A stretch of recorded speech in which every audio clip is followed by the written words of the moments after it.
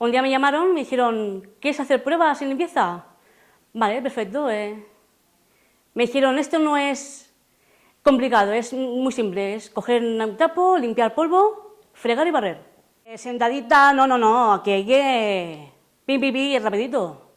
Sí, pero bien hecho, eso sí, bien hecho. La mayoría hemos estado aquí desde un principio con la pandemia y sí, se ha quedado a tope, o sea, la verdad que es eso, es un mérito, ¿no?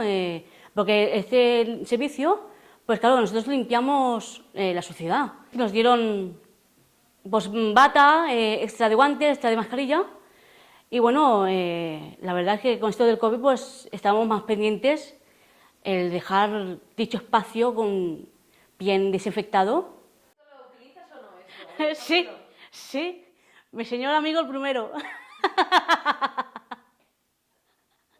Sí, a limpiar un poquito, ¿no? Viajes, gracias a Bio, que ya no está con nosotros, lástima, con ella cumplí 2 sueños, que fue uno ir a Londres y otro a Tenerife, y me gustó mucho. Porque al final del día me siento realizada. Es decir, he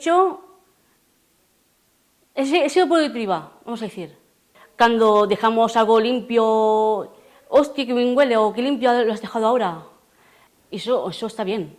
Es una motivación para yo seguir en ese trabajo.